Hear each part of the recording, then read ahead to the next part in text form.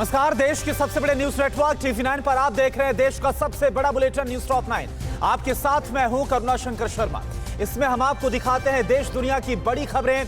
Top 9 में सबसे पहले बात आर्मेनिया और अजरबैजान के बीच चल रही महाजंग की।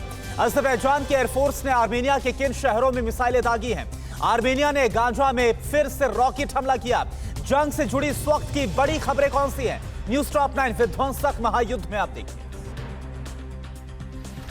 आर्मेनिया और अजरबैजान के बीच लगातार 16 दिन से जंग जारी है। अजरबैजान एयरफोर्स ने आर्मेनिया के कई शहरों में रॉकेट और मिसाइलों से हमला किया है, जिसमें कई लोग मारे गए हैं। दोनों देशों ने एक दूसरे पर युद्ध विराम तोड़ने का आरोप लगाया है। अजरबैजानी एयरफोर्स के हमले के बाद आर्मेनिया ने भी जवाबी कार्रवाई करते हुए अजरबैजान के गांजा शहर में रॉकेट से हमला किया। रॉकेट हमले में 3 इमारतें पूरी तरह से तबाह हो गयी, जिसमें 7 लोगों की मौत हो गई और 33 लोग गंभीर रूप से घायल हैं। आर्मेनिया के ताजा हमले में अजरबैजान को भारी नुकसान पहुंचा है। जंग में अजरबैजान की 165 UAV, 16 helicopter, 17 plane, 510 armed vehicle और 4 रॉकेट तबाह हो चुके हैं। जबकि 9 सितंबर की रात से हुए हमले में अब तक अजरबैजान के करीब 4719 जवान मारे जा चुके हैं। आर्मेनिया के हमले पर अजरबैजान के राष्ट्रपति ने 41 सैनिकों के मारे जाने का दावा किया है। अजरबैजानी राष्ट्रपति इल्हाम अलीयेव ने कहा कि वॉर्डनेस में आर्मेनिया के हमले में हमारे 41 से ज्यादा नागरिक मारे गए हैं और 200 से ज्यादा घायल हैं। हमारी सेना भी आर्मेनिया को मुंह तोड़ जवाब दे रही है। अजरबैजान के रक्षा मंत्रालय ने आर्मेनिया पर युद्ध विराम तोड़ने और रिहायशी इलाकों पर हमला करने का आरोप लगाया। रक्षा मंत्रालय ने कहा कि आर्मेनियाई सेना ने गांजा, मिंगशेवर, गोरानबॉय, अगदम, अगाजेडी, जेब्रियाल के रिहायशी इलाकों में बम और रॉकेट दागे हैं, जिससे कई लोग हताहत हुए हैं। नागोर्नो काराबाख इलाके में अजरबैजान के खिलाफ लड़ रही आर्मेनियाई सैनिकों की तस्वीरें सामने आई हैं, जिसमें वो रूस में बनी राइफल और हेलमेट लगाए नजर आ रहे हैं। अजरबैजान ने कहा कि हमारा दावा सही साबित हुआ कि रूस जंग में आर्मेनिया की मदद कर रहा है। आर्मेनिया और अजरबैजान में जारी जंग के बीच अर्धसक के राष्ट्रपति अराइक हरूट यूनियन ने कहा कि अगर दोनों देश अर्धसक का कोई शांतिपूर्ण समाधान नहीं निकालते तो हम आर्मेनिया और अन्य देशों से अर्धसक को अलग देश की मान्यता देने की मांग करेंगे। अजरबैजान के आरोप पर आर्मेनिया ने कहा कि हमने संघर्ष विराम का पालन किया, लेकिन काराबाख की सेना ने रात में हमारे इलाकों में घुसकर उकसावे वाली कार्रवाई की है। हमने अजरबैजान को अपने नागरिकों के शव ले जाने की छूट दी थी, लेकिन उसे फिर रोक दिया गया। UN महासचिव ने अजरबैजान और आर्मेनिया से तुरंत संघर्ष विराम की अपील की है। एंटोनियो गुटेरेस ने कहा कि दोनों देश नागोर्नो काराबाख में तुरंत जंग रोकें और बातचीत शुरू करें। गुटेरेस ने अन्य देशों पर आर्मेनिया और अजरबैजान के बीच जारी जंग को रोकने में मदद करने की अपील की है। इधर अमेरिका ने इराक में अपना दूतावास बंद करने की धमकी क्यों आखिर दी है? रूस ने किया सियोज 2 रॉकेट लॉन्चर और सियोज MS-17 एयरक्राफ्ट का परीक्षण। चीनी सेना ने कहां पर किया लाइव फायर ड्रिल? आपको दिखाते हैं news top 9 world on war mode. Iraq में अपने दूतावास पर लगातार हमले से परेशान अमेरिका अपने दूतावास बंद कर सकता है। अमेरिका ने इराक सरकार समर्थित इस्लामिक रिवोल्यूशनरी गार्ड्स कॉर्प्स आतंकियों पर कार्रवाई न होने से नाराज है और दूतावास बंद करने पर विचार कर रहा है। अजरबैजान और आर्मेनिया में जारी जंग के बीच रूस ने सियोज 2 रॉकेट लॉन्चर और सियोज MS-17 एयरक्राफ्ट का सफल परीक्षण किया है। रूस ने इन दोनों का परीक्षण इंटरनेशनल स्पेस स्टेशन राकास्मास से किया। चीन और अमेरिका के बीच दक्षिण चीन सागर को लेकर टकराव के बीच दोनों ओर से आक्रामक संकेत जारी हैं। चीन की पीपल्स लिबरेशन आर्मी ने दक्षिण चीन सागर पर लाइव फायर ड्रिल्स शुरू कर दी है। फुजियान प्रांत में चीनी सेना लगातार लाइव फायर ड्रिल्स कर रही है।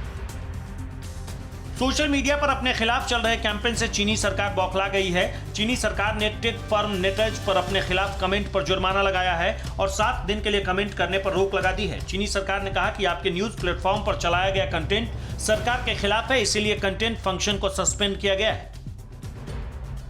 अमेरिका ने अफगानिस्तान में तालिबानी आतंकियों के 10 ठिकानों पर एयर स्ट्राइक की है, जिसमें 80 तालिबानी आतंकी मारे गए हैं। अमेरिकी सेना ने नादली, मारजाह, नेहराज, सराज और नावा इलाकों में आतंकियों के ठिकानों पर बमबारी की है। मलेशिया ने समुद्री सीमा का उल्लंघन करने पर चीन के खिलाफ बड़ी कार्रवाई की है। MMEA ने मलेशिया के समुद्री सीमा में घुसे चीन के 6 जहाजों को जब्त कर उसमें सवार 60 चीनी मछुआरों को गिरफ्तार कर लिया। ताइवान के नेशनल डे पर भारतीयों के भेजे शुभकामना संदेश पर ताइवान के राष्ट्रपति ने शुक्रिया कहा है। राष्ट्रपति साई इन वेंग ने कहा कि भारत के मेरे दोस्तों, नेशनल डे पर आपके शुभकामना संदेश से अभिभूत हूँ। हम स्वतंत्रता और मानवाधिकारों जैसे हमारे साझा मूल्यों और लोकतांत्रिक जीवन की रक्षा करने पर गर्व कर सकते हैं। नमस्ते। चीन से धोखा खाने के बाद नेपाल के विदेश मंत्री योगेश भट्टराई ने भारत के राजदूत से बातचीत कर जल्द विमान सेवा शुरू करने की मांग की है। कोरोना की वजह से पिछले 7 महीनों से दोनों देशों के बीच विमान सेवा बंद है। पाकिस्तान के सिंध प्रांत में चरमपंथियों ने एक और मंदिर को तोड़ दिया है। चरमपंथियों ने मंदिर के अंदर रखी भगवान राम की मूर्ति को भी नहीं बख्शा। मंदिर तोड़े जाने पर जस्टिस फॉर माइनॉरिटी के प्रवक्ता ने कहा कि राम मंदिर तोड़े जाने के बाद अब सिंध में सिर्फ 20 हिंदू मंदिर बचे हैं। आजादी के बाद सिंध प्रांत में 428 हिंदू मंदिर थे।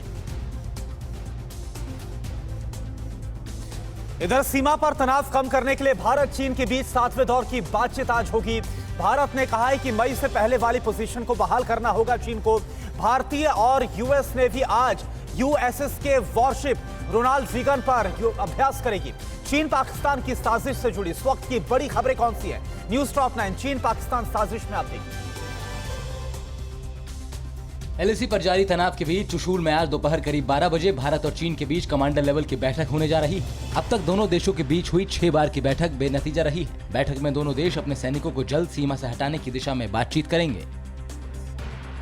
भारत चीन में तनाव कम करने के लिए होने वाली 7वें दौर की बातचीत से पहले ही भारत ने चीन की पेंगोंग लेक से सैनिक हटाने की मांग पूरी तरह से खारिज कर दी। भारत ने चीन को साफ कर दिया है कि उसे एलएसी और पूर्वी लद्दाख से अपने सैनिक हटाने ही होंगे और मई से पहले जैसी स्थिति बहाल करनी होगी। जम्मू कश्मीर के राजौरी के सुंदरबनी सेक्टर और पुंछ की खारी करमारा में पाकिस्तान की ओर से सीजफायर का उल्लंघन किया गया। पाकिस्तान ने छोटे हथियारों और आर्टिलरी बंदूकों से फायरिंग की। भारत की ओर से भी सेना ने नापाक सीजफायर उल्लंघन का मुंहतोड़ जवाब दिया है। भारतीय नौसेना आज यूएस नेवी के जहाज यूएसएस रोनाल्ड रीगन के साथ अभ्यास करेगी। इस एक्सरसाइज को पेसेक्स का नाम दिया गया है। पेसेक्स आयोजन कोची में होगा। इससे पहले भी इंडियन नेवी यूएसएस निमित्ज और ऑस्ट्रेलियाई और जापानी सेनाओं के साथ युद्धाभ्यास कर चुकी है। इसके जरिए हिंद महासागर में चीन को घेरने की तैयारी है। एलएसी पर चीन से तनाव के बीच आज रक्षा मंत्री राजनाथ सिंह देश की सीमाओं से सटे 7 राज्यों और केंद्र शासित प्रदेशों में बने 44 पुलों का वीडियो कॉन्फ्रेंसिंग के जरिए उद्घाटन करेंगे। ये सभी स्थायी ब्रिज बॉर्डर रोड ऑर्गेनाइजेशन ने बनाकर तैयार किए। कार्यक्रम के दौरान तवांग के नेचीपू सुरंग में फाउंडेशन स्टोन भी रखा जाएगा। दक्षिण कश्मीर के शोपियां जिले का एक धार्मिक स्कूल इंटेलिजेंस एजेंसियों की जांच के दायरे में आ गया है। 13 छात्रों के आतंकी समूह में शामिल पाए जाने के बाद ये जांच एजेंसियों के स्कैनर पर है। संस्था के छात्रों में सज्जाद भट्ट शामिल है, जो फरवरी 2019 में पुलवामा में सीआरपीएफ के काफिले पर आत्मघाती हमले में शामिल था। पाकिस्तान की हरकतों का मुंह तोड़ जवाब देते हुए भारतीय सेना ने पुंछ सेक्टर में पाकिस्तानी पोस्ट को तबाह कर दिया। भारतीय सेना का यह एक्शन एक हफ्ते पहले का बताया जा रहा है, जिसका फुटेज भी सामने आया है, जिसमें दिख रहा है कि भारत के जबरदस्त हमले में पाक की पोस्ट पूरी तरह से ध्वस्त हो गई। नेपाल के प्रधानमंत्री केपी शर्मा ओली के दावे पर विपक्ष के नेता ने कहा कि चीन ने नेपाल की जमीन पर कब्जा किया है। जीवन बहादुर शाहीन ने दावा किया कि उन्हें चीन के अतिक्रमण का पुख्ता सबूत मिला है। उन्होंने बॉर्डर का दौरा करने के बाद एक रिपोर्ट भी तैयार की है, जिसे काठमांडू में पार्टी की केंद्रीय समिति के पास भेजा जाएगा। पाकिस्तान के बड़बोले मंत्री शेख रशीद ने बड़ा बयान दिया है। पाकिस्तान में इमरान खान की जान को खतरा है और उन पर बेनजीर भुट्टो पर हुए हमले की तर्ज पर हमला हो सकता है। शेख रशीद ने दावा किया कि पाकिस्तान के पूर्व प्रधानमंत्री बेनजीर की हत्या का आरोप सेना और मुशर्रफ पर लगा था। TV9 भारतवर्ष की मुहिम का अंतर्राष्ट्रीय असर हुआ। लीबिया में अगवा किए गए सभी 7 भारतीय रिहा किए गए। हाथरस मामले में आज हाईकोर्ट सुनवाई करेगा। कहां पर इमारत गिरने से एक बड़ा हादसा हुआ। बीजेपी ने 5 राज्यों के उपचुनाव के लिए उम्मीदवारों का ऐलान कर दिया है। देश में कोरोना का आंकड़े 71 लाख को क्रॉस कर गया है। देश की इस वक्त की सभी बड़ी खबरें कौन सी हैं? न्यूज टॉप 9 भारतवर्ष में आप देखिए। TV9 भारतवर्ष की मुहिम का बड़ा असर हुआ है। लीबिया में अगवा किए गए 7 भारतीय रिहा कर दिए गए हैं। 14 सितंबर को भारत लौटते समय आतंकियों ने 7 भारतीयों का अपहरण किया था। रिहाई के बदले आतंकियों ने $20,000 की फिरौती मांगी थी। उत्तर प्रदेश के हाथरस कांड में सीबीआई ने केस दर्ज कर जांच शुरू कर दी।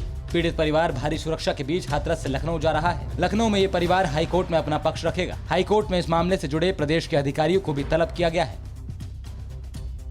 उत्तर प्रदेश के हाथरस केस में पीएफआई लिंक मामले में ईडी की लखनऊ यूनिट मथुरा जेल में बंद पीएफआई सदस्यों से पूछताछ करेगी। हाल ही में हाथरस केस में पीएफआई के सदस्यों को गिरफ्तार किया गया था। दिल्ली में पहले ही पीएफआई के खिलाफ ECIR यानी केस दर्ज है।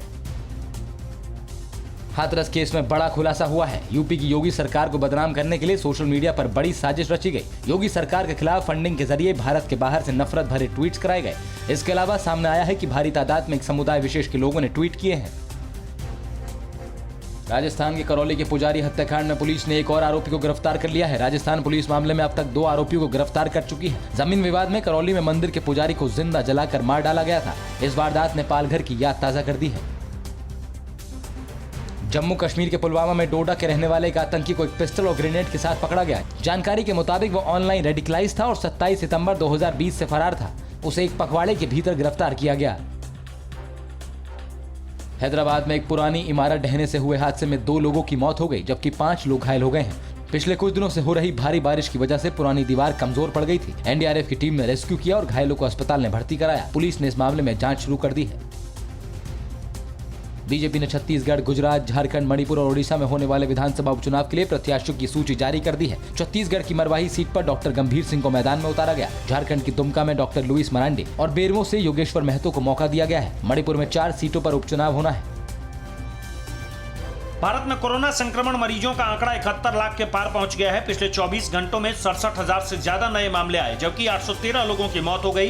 देश में अभी 8,62,000 से ज्यादा एक्टिव केस हैं। देश में अब तक 1,09,000 से ज्यादा लोगों की जान कोरोना ने ले ली है। ठंड करीब आने के साथ ही आखिर क्यों जहरीली हो रही है दिल्ली की हवा? कहां पर मिली रामलीला और दुर्गा पंडालों को मंजूरी, और कहां रिश्तों को शर्मसार करने वाला पहुंचा सलाखों के पीछे? दिल्ली मुंबई से जुड़ी इस वक्त की बड़ी खबरें कौन सी है? न्यूज़ टॉप 9 दिल्ली मुंबई में आप देखिए। दिल्ली में ठंड की आहट के साथ ही हवा जहरीली भी होनी शुरू हो गई है। राजधानी में वायु प्रदूषण बढ़ने लगा है। दिल्ली प्रदूषण नियंत्रण समिति यानी डीपीसीसी के डेटा के अनुसार आईटीओ, पतपड़गंज, आरके पुरम और रोहिणी में एयर इंडेक्स क्वालिटी खराब स्तर पर है। दिल्ली से सटे गाजियाबाद, फरीदाबाद, नोएडा, ग्रेटर नोएडा और गुरुग्राम में भी हवा की गुणवत्ता खराब आंकी गई है। दिल्ली सरकार ने रामलीला और दुर्गा पूजा पंडाल लगाने की मंजूरी दे दी है, लेकिन 31 अक्टूबर तक मेला, फूड स्टॉल, रैली, एग्जीबिशन या जुलूस की इजाजत नहीं होगी। किसी बंद जगह में इवेंट में पूरी क्षमता के 50% ही लोग होंगे। 200 से ज्यादा लोग नहीं हो सकते। किसी भी इवेंट के लिए इलाके के डीएम से इजाजत लेना जरूरी होगा। दिल्ली में बढ़ते वायु प्रदूषण के बीच दिल्ली के पर्यावरण मंत्री गोपाल राय ने कहा कि ऑड इवन तब लगाया जाता है जब हमारे पास कोई विकल्प नहीं बचता। अभी हम ऐसे कदम उठा रहे हैं जिससे वायु प्रदूषण रोका जा सके। अगर वायु प्रदूषण रोकने में सफलता नहीं मिलेगी तो फिर ऑड इवन ही एक रास्ता बचता है। दिल्ली में प्रदूषण रोकने के लिए केजरीवाल सरकार ने बैटरी चलित इलेक्ट्रॉनिक वाहनों का रोड टैक्स माफ कर दिया है। कैलाश गहलोत ने कहा कि बैटरी चलित इलेक्ट्रॉनिक वाहनों को रोड टैक्स में छूट दी जाएगी, जिससे राजधानी को वायु प्रदूषण के लिए दलदल में घिरने से बचाया जा सके। दिल्ली में सैकड़ों कोरोना मरीजों को अस्पताल पहुंचा चुके एम्बुलेंस ड्राइवर आरिफ खान की कोरोना संक्रमण से मौत हो गई। आरिफ शहीद भगत सिंह सेवा दल एनजीओ से जुड़े थे। 6 महीने से घर से दूर रहकर वो पार्किंग एरिया में एम्बुलेंस में ही सो रहे थे और 24 घंटे अपनी सेवाएं दे रहे थे। उनके परिवार में उनकी पत्नी और 4 बच्चे हैं। मुंबई में अपनी नाबालिग बेटी से रेप के आरोपी शख्स को पुलिस ने गिरफ्तार कर लिया है। आरोपी के खिलाफ पॉक्सो एक्ट समेत अन्य धाराओं में केस दर्ज किया गया। पुलिस के मुताबिक मुंबई की एक अदालत ने आरोपी को 15 अक्टूबर तक पुलिस हिरासत में भेज दिया है। रिया चक्रवर्ती के वकील सतीश मान शिंदे ने बयान जारी कर कहा कि हम लोग सीबीआई को उन लोगों की लिस्ट सौंप रहे हैं जिन्होंने टीवी और इलेक्ट्रॉनिक मीडिया में फेक स्टोरीज को बढ़ावा दिया और गलत जानकारियां साझा की। उन्होंने इन सभी के खिलाफ लीगल एक्शन लेने की मांग की है।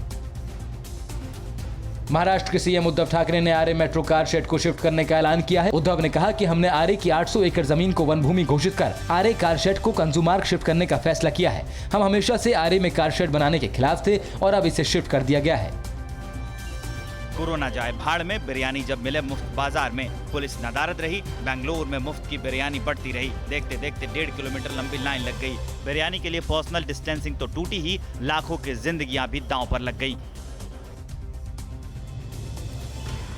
और चलिए बात करते हैं बैटल ऑफ बिहार की। बिहार में जेडीयू उम्मीदवार मंजू वर्मा के बयान के बाद आखिरकार क्यों भड़क गई आरजेडी? लालू के लाल तेज प्रताप कहां से लड़ेंगे चुनाव? बीजेपी के स्टार प्रचारकों की लिस्ट से किसका नाम हो गया है गायब? बिहार विधानसभा चुनाव से जुड़ी इस वक्त की सबसे बड़ी खबरें कौन सी हैं?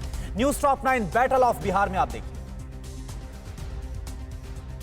बिहार विधानसभा चुनाव के लिए मुख्यमंत्री नीतीश कुमार आज से प्रचार प्रसार शुरू करेंगे। इस दौरान नीतीश कुमार वर्चुअल सभाओं के जरिए लोगों को संबोधित करेंगे। इन सभाओं के जरिए नीतीश कुमार 35 विधानसभा सीटों पर लोगों से जनसंपर्क करेंगे। आज और कल नीतीश कुमार पहले चरण के लिए प्रचार करेंगे। जेडीयू प्रत्याशी और बिहार की पूर्व मंत्री मंजू वर्मा ने जातिगत और विवादित बयान दिया है। उन्होंने कहा कि एक खास जाति के लोग कुकर्म करते हैं। हम कुशवाहा हैं, सम्राट अशोक के पदचिन्हों पर चलते हैं। मामले को लेकर बेगूसराय में पक्ष प्रतिपक्ष के बीच चर्चाओं का बाजार गर्म है। लालू यादव के बड़े बेटे तेज प्रताप यादव इस बार हसनपुर सीट से चुनाव लड़ेंगे। कल तेज प्रताप यादव हसनपुर से अपना नामांकन दाखिल करेंगे। हसनपुर से उम्मीदवार बनाए जाने पर तेज प्रताप यादव ने कहा था कि चुनाव के लिए जनमानस के विश्वास का कर्जदार रहूंगा। बिहार विधानसभा चुनाव के लिए बीजेपी ने अपने 30 स्टार प्रचारकों की लिस्ट जारी कर दी है। लिस्ट में पहला नाम प्रधानमंत्री नरेंद्र मोदी का है, जबकि दूसरे और तीसरे नंबर पर बीजेपी अध्यक्ष जेपी नड्डा और रक्षा मंत्री राजनाथ सिंह का नाम है। इनके अलावा उत्तर प्रदेश के मुख्यमंत्री योगी आदित्यनाथ, स्मृति ईरानी और देवेंद्र फडणवीस का नाम भी लिस्ट में है। बीजेपी ने बिहार विधानसभा चुनाव के दूसरे चरण के लिए 46 उम्मीदवारों की लिस्ट जारी कर दी है। दूसरे चरण की सीटों के लिए 3 नवंबर को वोटिंग होगी। बीजेपी ने बेतिया से रेणु देवी, बैकुंठपुर से मिथिलेश तिवारी और दानापुर से आशा सिन्हा को उम्मीदवार बनाया है। कांग्रेस ने बिहार विधानसभा चुनाव के लिए 6 सदस्यीय कमेटी का गठन किया है। कांग्रेस प्रवक्ता रणदीप सिंह सुरजेवाला बिहार चुनाव में समन्वय कमेटी के चेयरमैन बनाए गए हैं। बिहार में कांग्रेस 70 सीटों पर चुनाव लड़ रही है। बीजेपी के राष्ट्रीय अध्यक्ष जेपी नड्डा ने रविवार को बिहार में चुनाव अभियान का आगाज कर दिया। उन्होंने गया में चुनावी रैली को संबोधित किया। इस दौरान उन्होंने कहा कि प्रधानमंत्री नरेंद्र मोदी और बिहार के मुख्यमंत्री नीतीश कुमार ने बिहार की राजनीतिक संस्कृति को बदल दिया है। बिहार में विधानसभा चुनाव के पहले चरण की 71 सीटों के लिए नामांकन पत्र भरने का काम पूरा हो चुका है। इसी के साथ सभी पार्टियों ने चुनाव प्रचार भी तेज कर दिया है। हर गठबंधन अपने अपने प्रत्याशियों को जिताने में कोई कसर नहीं छोड़ना चाहता। जेडीयू और बीजेपी ने चुनाव प्रचार का ब्लूप्रिंट भी तैयार कर लिया है। बिहार विधानसभा चुनाव के पहले फेज में 28 अक्टूबर को चुनाव होना है। पहले चरण में करोड़पति उम्मीदवारों की संख्या 100 के पार पहुंच चुकी है। सबसे ज्यादा करोड़पति उम्मीदवार आरजेडी से हैं। वहीं जेडीयू और बीजेपी के कैंडिडेट भी ज्यादातर करोड़पति ही हैं। न्यूज़ टॉप 9 रोज सुबह 7 बजे और शाम 7 बजे सिर्फ TV9 भारतवर्ष पर।